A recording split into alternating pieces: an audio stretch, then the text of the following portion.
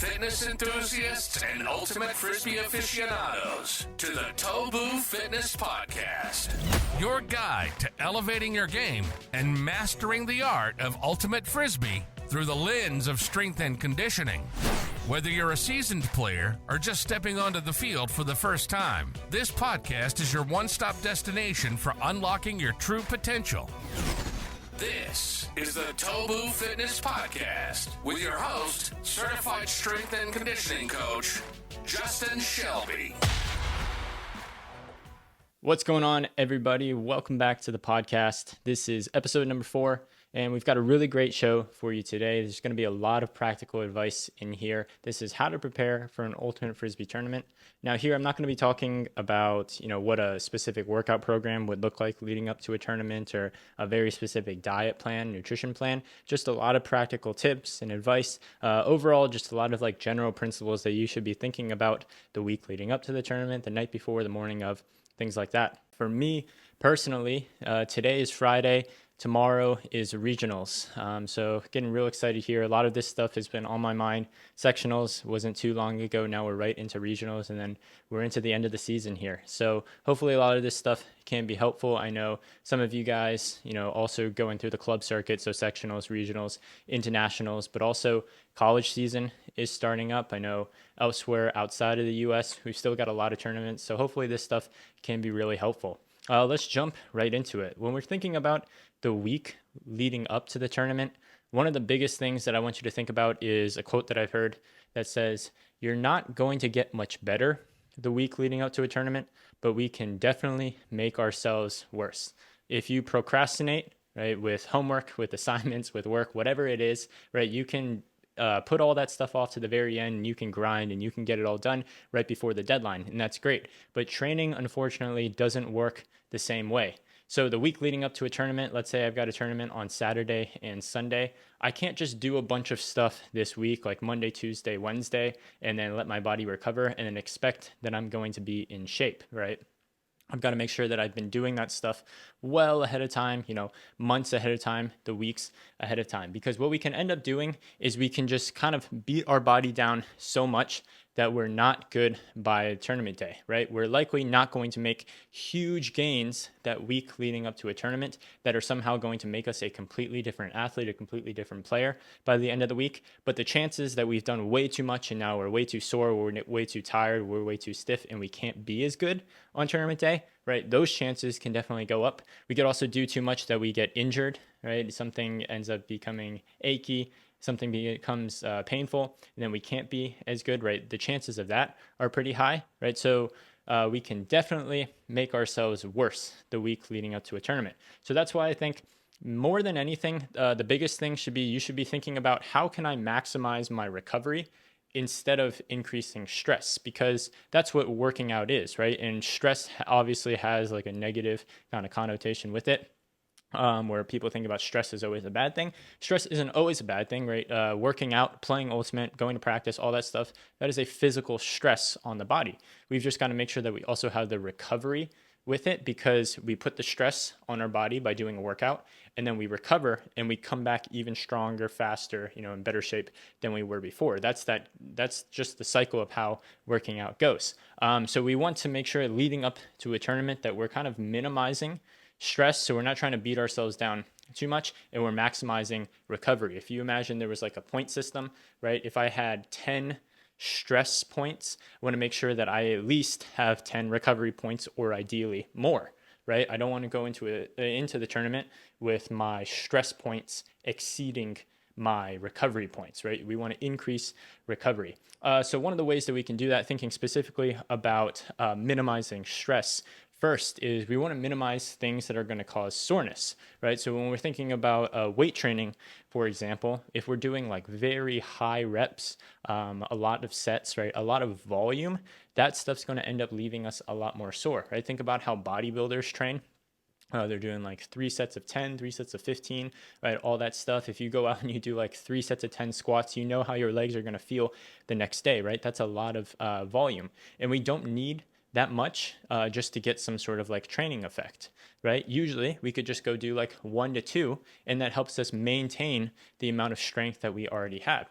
So that's kind of an option, is like instead of doing a full workout, maybe you're just halving the amount of volume that you're doing. So you're still maintaining that strength that you have, the muscular endurance that you have, just by kind of touching up on it a little bit. You can also do things like isometrics. So I've talked about the isometric long lunge. This is where you're getting down to the bottom of a lunge and just holding. Things like wall sits, right? Those are where the muscle isn't lengthening and stretching, right? You're not moving through a position, you're just in a position and holding.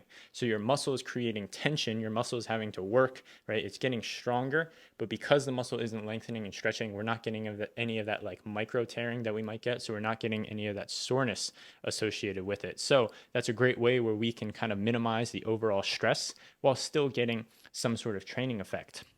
Back to the idea with like lower volume, right? One thing that we can do is, if we reduce the amount of volume, we can always increase the amount of intensity, right? So let's say I'm used to doing like 5 sets of 5 squats for my strength days. Well, I could just do 1 to 2 sets, and I can do it maybe like, just a little bit heavier than I usually would, or about that same weight that I usually would if it already is pretty heavy. And just doing 1 to 2 sets is going to help me kind of maintain that high intensity that I need. So low volume, high intensity is another great thing that we can kind of think about, right? You can see the overarching theme here so far is we're keeping overall volume low and trying to keep intensity kind of high. Another thing that we can do is what's called zone 2 cardio. This is a specific heart rate range, so it's usually a little bit lower. It's kind of like a conversational pace. Like if you're going out on a jog, if you were biking, it should be a pace where you feel like you can comfortably talk the entire time. It should also be a pace where you feel like you could comfortably breathe through your nose.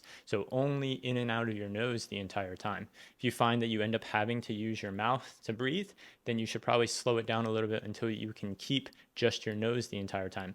And that type of cardio is kind of restorative in nature. So you can think about your intervals, your like sprint intervals, your shuttle runs. If you go out and just do like a really, really hard 3 miles, right? That's cardio, but that's going to be pretty intense. So it's going to kind of beat you down because that's volume and intensity. But with zone 2 cardio, it's because it's a little bit lower intensity, right? You can carry a conversation the entire time. It's kind of restorative in nature. That's one of the best things for recovery, is just getting overall blood flow, because blood flow is how we get new nutrients and oxygen into the blood, and it's how we push out that lactic acid, those waste products that kind of build in, right? That's the cycle. We need blood flow in order for that to happen. And how do we get blood flow? We've got to make sure that, we're doing some sort of activity where the blood is flowing. So zone 2 cardio can be a really great option as well, right? Usually, if I've got a tournament, let's say Saturday and Sunday, Wednesday, Thursday, I'm doing some sort of kind of zone 2 cardio just to, still get some sort of cardio benefit, still keep my blood flowing, but again, not something that's going to beat me down by the weekend. But at the end of the day, another rule of thumb that you can think about is just do whatever makes you feel best. Do what you got to do. If you're somebody that needs to get a massage, go get a massage. If you're somebody that has to stretch, then go stretch, right? It shouldn't matter what I say, what any of your teammates say. If they're like, oh, foam rolling doesn't do anything, stretching doesn't do anything, right? It really doesn't matter. If it does something for you, that's the most important thing. I would never try to tell somebody that what works for them doesn't work, right? Because clearly if it works for you, right, it works for you. So just do whatever you got to do that week leading up to a tournament to make yourself feel right. I think this is a good rule of thumb, thinking about maintaining whatever strength, whatever gains that we made, right? Maximizing recovery, minimizing soreness through just kind of lower volume, but maybe a little bit higher intensity stuff. Now, on that same token, the week leading up to a tournament, thinking about nutrition wise, I think this is where a lot of people start to kind of throw logic out the window sometimes, where when we're surrounded by so much information, that's what social media and the internet has allowed us to do, right? We're surrounded with this vast sea of information where there's so much info on nutrition and what's the best diet backed by science, all this stuff. When you're surrounded by all this information, sometimes it can seem like there's a secret out there that you just don't know. But even if we do have, right, what is the best diet backed by science, like the objectively best diet, the objectively best like meals to eat leading up to a tournament, if it doesn't work for your body, if you don't know how it works for you, then we don't really know if it's the best. Because what if this diet, what if this meal plan tells you to eat some foods that really don't work well for your stomach? Then it's probably not the best, right? What if it leaves you going to the bathroom a lot, or you just got a very upset stomach, you just don't feel well, right? You don't know this stuff. So we could go out there and we could look at like the best meal plans, the best diet backed by science, but we don't want to test that really close to the tournament. Make sure you're testing that stuff way out in advance, so not the week of the tournament, not the night before or the morning of, for sure. Make sure you're testing that out ahead of time so you can know how your body feels, how your body responds, and then you can see if that's something that you want to add into your routine. If somebody was going to do like a 5K race, for example, and they were always eating oatmeal, let's say for breakfast, and then the morning of they didn't have any oatmeal, so then they went and picked up like a blueberry muffin from 7-Eleven on the way there, and then they got like a upset stomach, right? That would be like a very easy way to kind of see where it was like you just changed something out of your routine, and that's kind of what messed you up, right? So make sure you're not changing your diet too much. You want to make sure that you're doing what you know is right for your body, right? Even if some dietitian or nutritionist says like oatmeal isn't good, if it's what your body's used to, right, then don't change it up too quickly. Do what your body's used to. Don't test out new foods. You don't want your body to negatively respond to any foods. Now, with that said, some things that you can think about are making sure that your carbohydrate intake is high. So when we've got foods, we've got three main macronutrients. There's carbohydrates, there's protein, and there's fat. And those three kind of make up most of food. When we're doing higher intensity exercise, which is exactly what Ultimate is, right? It's a very high intensity activity. We end up burning more carbohydrates. When we're doing very long duration, lower intensity activity, so you can think like a marathon, then we end up burning a lot more fat. It's kind of like a give and take between the carbs and the fat, right? As intensity increases, carbohydrate use is also increasing. So I think it's really important that we're also increasing our carbohydrate intake, making sure that we're getting a lot of carbohydrates. So things like rice, sweet potatoes, bagels, that sort of thing. Again, make sure it's stuff that your body's used to, right? Most people probably eat rice or potatoes or, pasta, that sort of thing in some capacity. So increasing the intake of that can be really good. Something to consider for the night before is a very common practice by endurance athletes, and it's called carb loading. This is where the night before you just take in a ton of carbs, so that way your body has a good enough supply kind of in the system that it can use throughout the day, right? Endurance athletes, like runners, they would use it, they would carb load so they can make sure that they have enough carbohydrates throughout the race, right? I think ultimate players can kind of do the same thing where they then have enough carbs to be able to burn throughout the entirety of a tournament, right? If you are about to go on a very, very long road trip with your car, you would make sure the tank is full. You need gas because if your car is going to run, it's got to burn the fuel, right? You got to make sure your car has the fuel. Same kind of thing with your body, right? If you're going to burn a lot of calories, if you're going to burn a lot of fuel, got to make sure that your body has the fuel in there. And then, of course, hydrating as well. That's another super important one, right? Everybody knows that they need to be hydrating, but when we're thinking about hydrating, it's not just drinking water. Hydrating is water plus electrolytes, because our body wants to be in what's called a fluid balance, right? When we intake water, it's also in there with the electrolytes, so sodiums, the potassiums, magnesium, all that stuff, right? That's how the water can kind of get into the cell, get around the cell, right? They're all kind of combined in there together. So if you're only intaking water and you're not also getting the other side of that, which are the electrolytes that we need, then you're throwing that ratio out of whack. So instead of just intaking a ton of water and depleting the minerals, depleting the electrolytes from your body, make sure that you're also taking in electrolytes as well. So you can literally just add like a pinch of salt to your water. Sports drinks all have some sort of electrolytes, so like Gatorades, Powerades, right? If they've got a good amount of electrolytes in there, that's why they've got like a ton of sodium and stuff in there. What I personally use is Element. It's a electrolytes powder They come in these like little stick packet things, and you just pour them into your water, but that's got a ton of sodium, ton of potassium, ton of magnesium, and that can just kind of help out to make sure that you're keeping your electrolyte levels up as well. Because back to keeping the fluid balance part, you can think about exactly what's happening. Sweat is water, so water's leaving the body, you're replenishing the water, but since your sweat is also salty, you want to make sure that you're replenishing the sodiums and the electrolytes that you're losing in that sweat as well. So yeah, it wouldn't make sense just to replenish one side of that equation without the other. So making sure that you're hydrating with electrolytes and water throughout the entirety of the week, especially the day before, the morning of, is going to be super, super important. Now, moving on, it goes without saying, right? But I think this is super obvious. Shouldn't have to talk about this too much, but sleep is going to be super, super important, right? There's a reason that everybody kind of recommends 8 to 10 hours of sleep. Make sure the night before you're doing whatever you got to do to get your full 8 to 10 hours, right? You don't want to go into a tournament in a sleep deprived state. That can just cause like a whole host of problems, and your performance probably isn't going to be that good. So make sure you're really prioritizing your sleep any day, but especially the night before a tournament, doing whatever you got to do. So the morning of, first thing that I always recommend is trying to get some sort of shakeout. So this is where you're starting to get the blood flowing, so you can go on a little walk. You can do like an abbreviated version of your dynamic warm-up.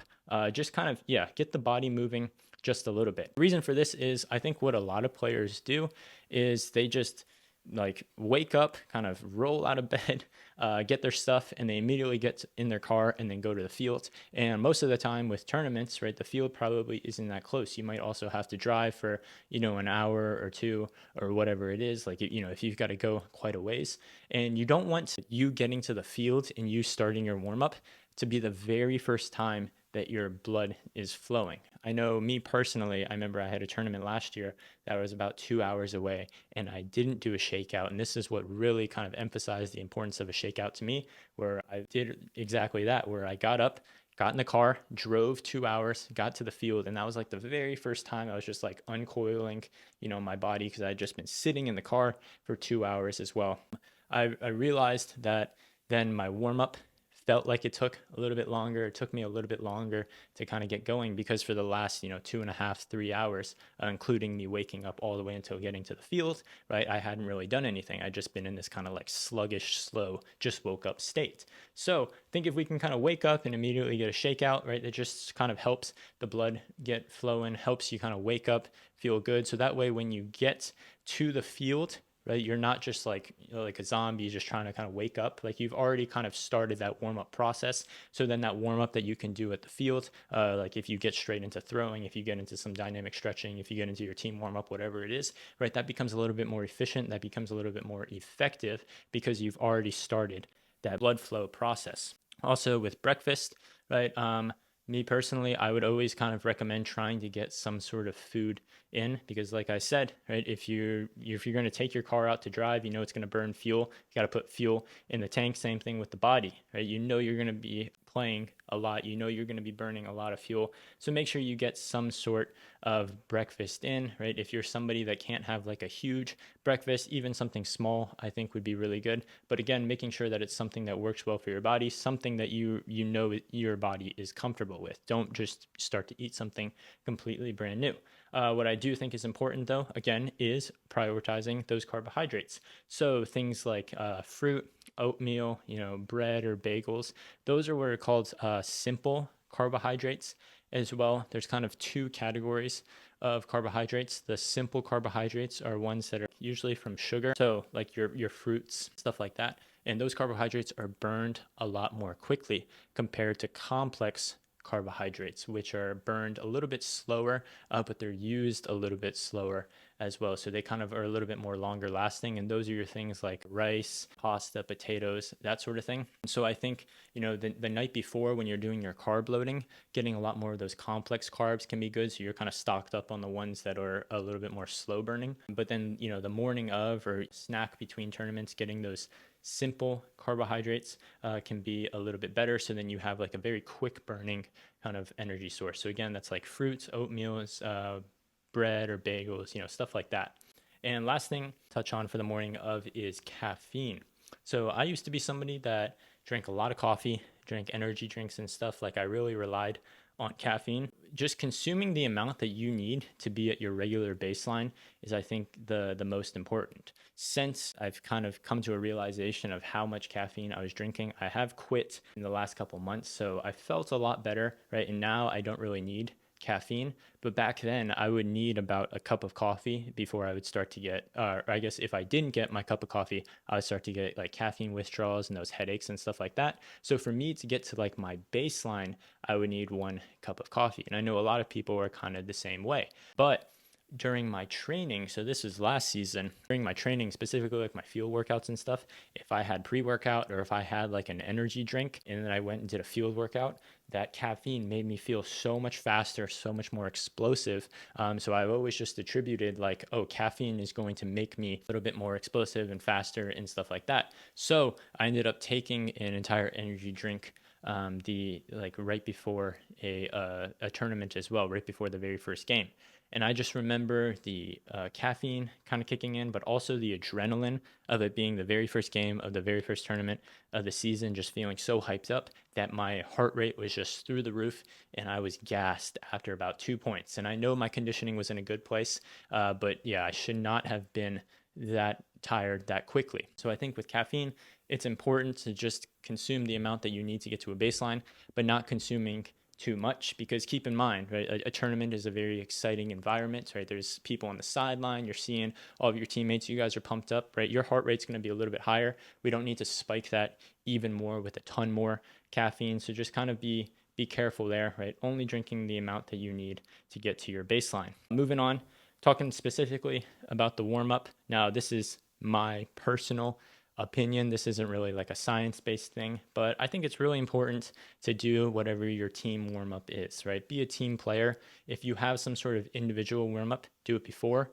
or do it afterwards if you've got some extra stuff. But don't be that guy that just goes off to the side and does his completely individual warm-up, does his warm-up completely by himself, while the rest of the team is doing their thing, right? I think, Ultimate Frisbee is a team sport. So make sure you're out there, with your guys, with your girls, with your teammates, doing, the things that you got to do. Be a team player.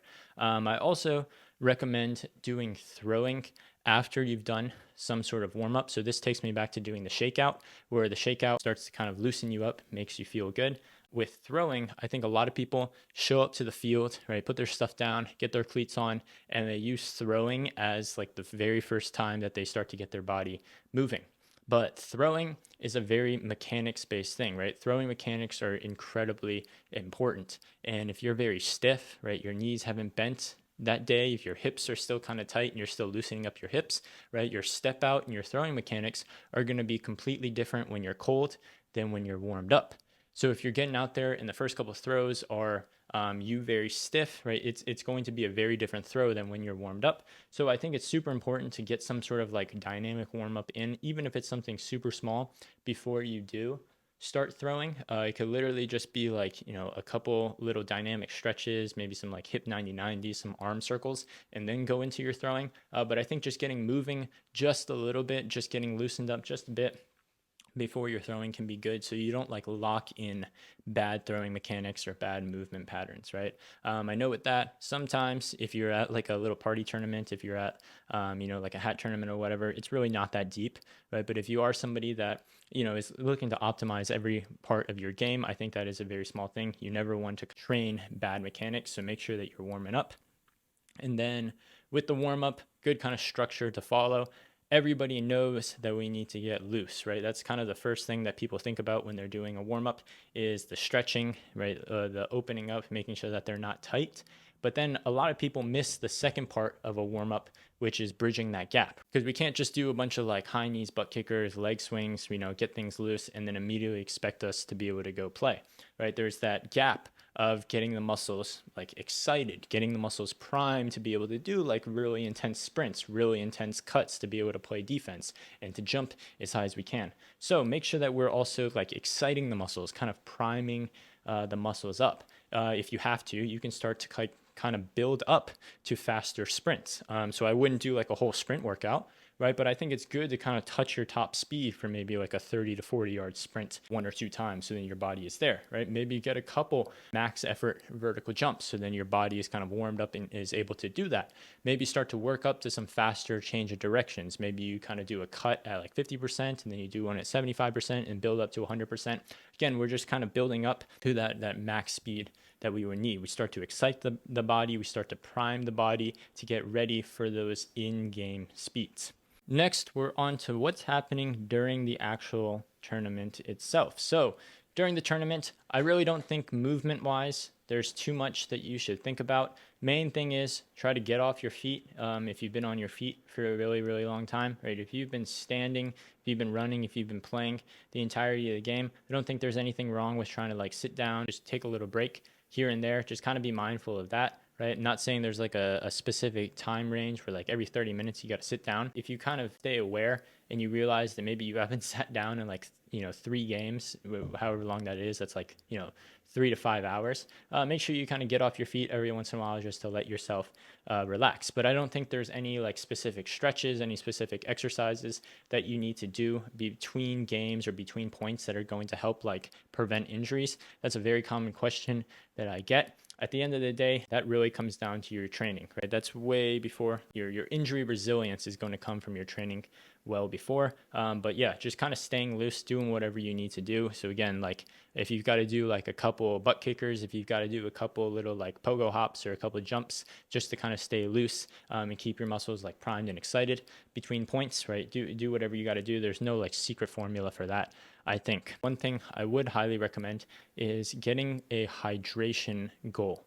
So back to last season, for me, I'm somebody that was a huge cramper, especially playing in Texas in the Texas summer. It's very hot. You sweat a lot. And admittedly, I was not drinking water at all. Huge mistake. And so the next tournament, I ended up increasing my water intake, but I was still cramping a lot. So I had to sit down and really think about what was happening here. And this is when I came up with the idea of a hydration goal and trying to figure out what works well for me. So the first thing I realized was I needed to add in the electrolytes. I was doing Gatorades and Powerades and, sports drinks, but I wasn't drinking enough of that stuff. So I wasn't getting in any electrolytes. And I found that I also was just not drinking enough water, right? So I increased it to a half gallon per game plus some element in there, so some electrolytes, right? And that is the hydration goal that I stick to. I have to consume a half gallon a game. I found that anything less than that, I will cramp, and I've tested that. There's been times where I've kind of gotten lazy by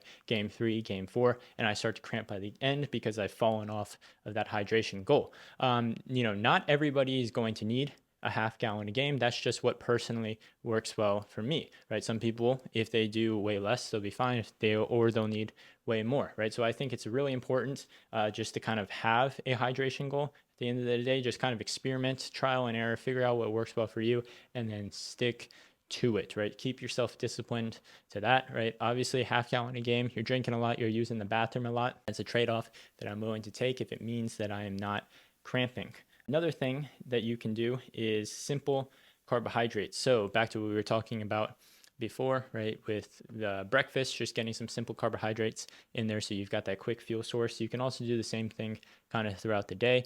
So between games, at halftime, sometimes between points, getting in some sort of quick carbohydrate. Bananas are one that I do a lot. That's something that pretty much every single tournament's going to have. It's got some potassium in there, which is good, some electrolytes. But then, of course, it's just like a very simple sugar, right? Very simple fuel source. I also use honey. So every couple of points, I'll just go over to the sideline and I'll just squirt some honey in my mouth, right? Honey is a very simple sugar, a very simple carbohydrate source that's natural. And so it's a very quick fuel source that you can get into your body. It's pretty easily digestible as well. If you've seen like marathon runners, endurance athletes, they'll use those goos or those honey stickers, right? That's exactly what that is. It's a very quickly digestible and easy to kind of put down carbohydrate source. I think honey is just a more natural and cheaper alternative. So that's what I do. Again, just because it's what I do, I wouldn't then go test it out at your next tournament. make sure you test this out ahead of time, maybe at like practice or something. Bring some bananas and just kind of see how your body responds by like eating a banana and then playing a little bit, or honey as well, right? You can just kind of squirt some honey in your mouth between like points of a scrimmage or something like that, just to kind of see how your body feels. So always make sure to test this stuff out. And even if you don't feel hungry, remember that your body needs that fuel. If it's burning gas, we've got to make sure that we're putting gas back in the tank. That's for a car. Same thing with the body, right? So even if you don't feel super, super hungry, make sure you just kind of get something in, right? You don't want to have breakfast at, let's say, like 7 a.m. and then it's, 2 or 3 and you still haven't eaten anything. Make sure you get some fuel in your body there. And lastly, let's talk about after the tournament. So back to our example of that stress and recovery system. With a tournament, with the amount that we've been playing, we have absolutely skyrocketed that stress side of it, right? So we've got to get the recovery side of it up there as quick as possible. Everybody, to some extent, is going to be a little sore. It's going to be a little bit more tired, a little slower on day 2. That's completely natural. There's no like magic remedy, I think, to be able to completely get rid of soreness. Most of that is going to come in your training, right? If you're properly preparing your body to be strong, to have good endurance, to be fast, and be able to handle higher training volumes, to just be able to handle higher volumes of ultimate, right? The months and weeks leading up to a tournament, right? Then your body's going to feel less and less sore day 2. So yeah, it's more of like a long-term kind of bigger picture thing. But what we can do in the short term, the small picture, is trying to get that recovery up as high as possible so we can at least maximize recovery and minimize soreness and tiredness and stuff going into day 2. So the most effective thing, in my opinion, the most important thing is, again, getting the blood flowing. So when we've got all that waste product, all that lactic acid and stuff that's kind of built up from one day of the tournament, if we just go back to our hotel or back to our houses and we just sit down and we don't do anything for the rest of the day, right, we are not really getting that blood flow to start to push that stuff out.